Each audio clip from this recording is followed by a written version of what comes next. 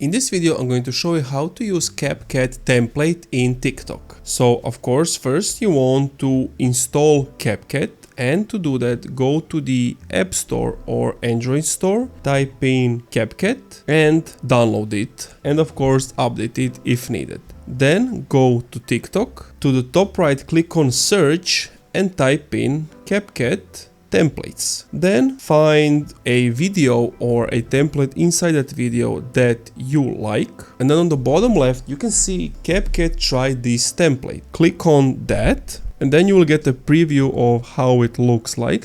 Then you click on use template in CapCut and then you want to click on open. Then you accept what you need to do and give it a second until it loads up. From here you can see how the template looks like. If you like it, then click use template and of course allow CapCut to access your photos. Now you can allow access to all, don't allow all select photos. Then I want to choose, let's say, this and that. Click on that.